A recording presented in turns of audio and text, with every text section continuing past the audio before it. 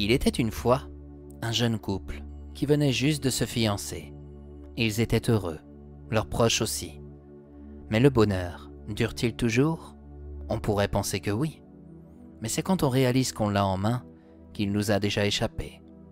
Comme dans tous les ménages, ces deux amoureux ont dû affronter une première épreuve. Mais elle sera la seule. Pourquoi? L'un et l'autre mourront. Quoique, vous pourriez penser que mon histoire débute mal et qu'elle se finira de la même manière. Mais ne vous ai-je pas assez démontré que les miennes se terminaient en général à peu près bien? La mort, qu'est-ce au fond? Une fin ou un énième commencement? Effectivement, quand nous agonisons, nous ne revenons pas. Où allons-nous? Nous l'ignorerons certainement toujours et entre nous, c'est mieux. Lorsque l'on voit comment les hommes prennent soin de leur planète, la Terre, imaginez s'ils avaient le contrôle sur la mort, dont on dit dans certaines religions qu'elle se situe de l'autre côté de la rivière. En prenant la route pour rentrer chez eux, le jeune couple trouva la nuit bien éclairée. Normal, ce soir, c'était la pleine lune. Aurore ne pouvait pas somnoler avec la conduite de Rémi, plutôt sportive. Elle resta éveillée par peur de finir dans le fossé. Passionnée par les légendes concernant la forêt de Brocéliande, elle souhaita dormir sur place. Rémi ne l'écouta pas, non. Il préféra rentrer chez eux, à Ploërmel, dans le Morbihan. Il avait l'intention de faire l'amour à sa toute nouvelle fiancée, jusqu'au lever du jour. Mais cette nuit-là, en sortant de Paimpont, ils empruntèrent une route qui aborda le château de Trécesson. Une dame blanche intervint au beau milieu de la chaussée et provoqua un accident. Les tourtereaux moururent immédiatement. Lorsque leurs âmes quittèrent leur corps, la créature vint à leur rencontre. On dit beaucoup de choses sur moi. Lorsque je mets fin à la vie d'inconnu, ce n'est pas pour les voir souffrir, mais plutôt pour les ramener sur le droit chemin. « Qui êtes-vous » demanda Aurore. « La dame blanche de Trécesson. J'ai été tuée il y a plusieurs siècles. Comme vous, je venais de me fiancer.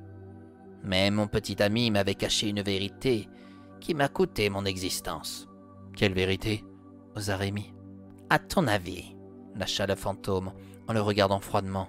« Pourquoi nous avoir tués? Que va devenir ma famille en apprenant mon décès? Ils vont souffrir.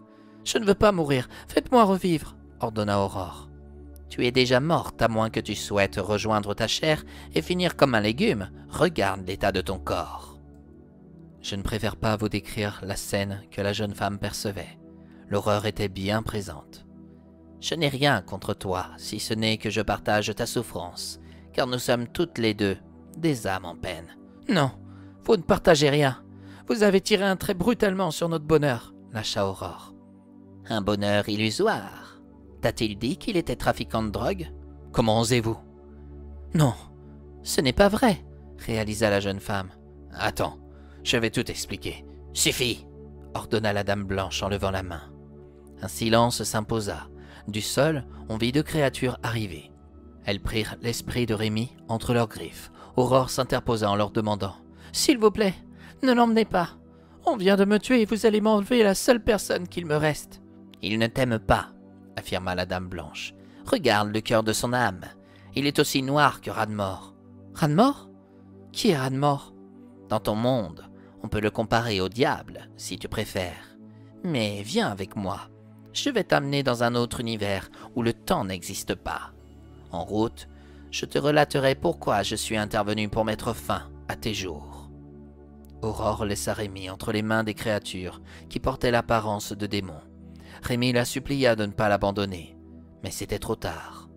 Aurore s'en était allée dans un portail lumineux. Elle le traversa avec la dame blanche, qui lui raconta ce qu'elle avait éprouvé quelques siècles plus tôt.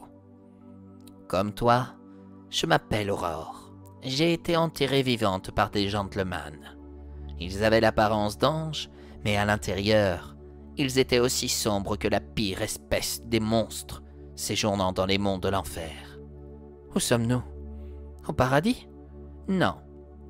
Nous venons d'arriver à Britannia, un monde où la magie demeure en chacun de nous. Ici, tu peux percevoir des fées, des sirènes, des licornes. Vous plaisantez? Pas du tout. Regarde dans le ciel. Ce ne sont pas des avions qui polluent l'atmosphère, mais des dragons qui permettent aux Britanniens de circuler. Le paradis n'existe pas alors? Si, mais dans une autre dimension. Disons que je vais avoir besoin de toi. Que voulez-vous dire? Je ne reverrai jamais mes parents? Comment dire? La vie que tu viens de vivre était une réalité parmi tant d'autres. Les âmes se réincarnent à diverses périodes.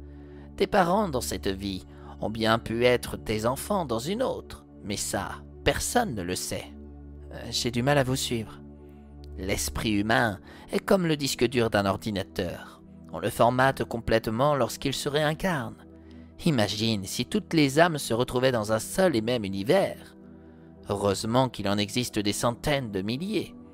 Tes parents ont été tes protecteurs, tes éducateurs, mais tu viens avant tout de la poussière. Et je finirai poussière, conclut Aurore. Non, ton corps, oui, mais pas ton âme, car tu as de grandes choses à accomplir. Vous m'avez dit que vous aviez été enterrée vivante. Vous vous êtes vu mourir alors? On n'aperçoit jamais la mort de face, quoique. Toi, qui adore les légendes, tu aimerais certainement rencontrer l'Ankou. Il existe? À Britannia, oui. Toutes les créatures se rendent parfois sur Terre, dans l'ombre des nuits, pour rééquilibrer le bien et le mal. Mais plus les siècles passent, plus nous avons du travail, enfin. Je ne suis pas morte dans cette boîte où l'on m'a enfermée. J'ai donné mon dernier souffle à l'instant où l'on m'a sorti de cette horreur. Un braconnier, outré, a vu ces hommes qui m'ont enterré. Comment ça s'est terminé? À l'époque, on n'était pas aussi laxiste qu'aujourd'hui. Pour ne pas effrayer les enfants, je vais dire qu'ils ont été tués à leur tour. Que va devenir Rémi? Il deviendra sans famille. Son prénom ne lui allait pas sur Terre. Il était bien trop entouré et protégé. Désormais, les flammes des monts de l'enfer vont se charger d'enlever le malin qui demeure dans son esprit pour lui permettre de retrouver une existence plus saine dans une autre vie. Ne pourrait-il pas me rejoindre lorsqu'il sera lavé de ses maux? Il ne te reconnaîtra pas. Ses sentiments auront disparu. Et les miens? Qu'en faites-vous?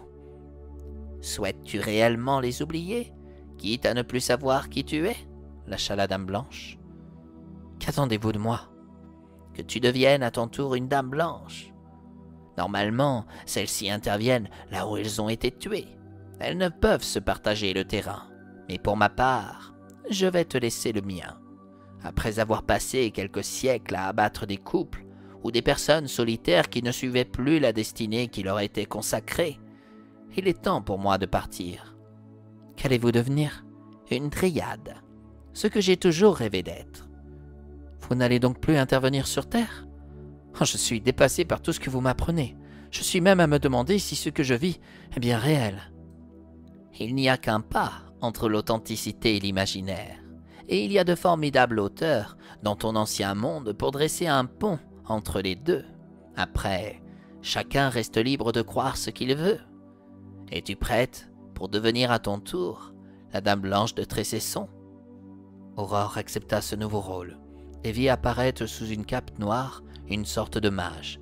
Elle ne savait pas qu'elle faisait face à l'enchanteur Britannor, séjournant à Britannia. Pour elle, il portait l'apparence d'un Merlin en Brocéliande. Avec des formules dont elle ignorait la signification, elle fut renvoyée à loger librement dans le château de Trécesson, où une bibliothèque immense que les humains ne pouvaient pas voir était à sa disposition. Elle l'occupa durant des siècles, car elle se trouvait remplie de contes et de légendes parvenant des quatre coins de l'univers. En revanche, les soirs de pleine lune, elle pouvait sortir du château et se rendre au milieu de la route. Si un humain, s'écartant de sa destinée, avait le malheur de la croiser, ces minutes qui lui restaient à vivre étaient comptées.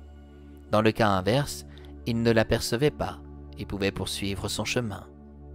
Et c'est ainsi, mes chers amis, que nous arrivons à la fin de ce nouveau récit.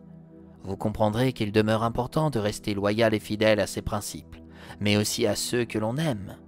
La Dame Blanche de Trécesson a permis à Aurore de saisir que nous étions en réalité vraiment seuls dans cet univers.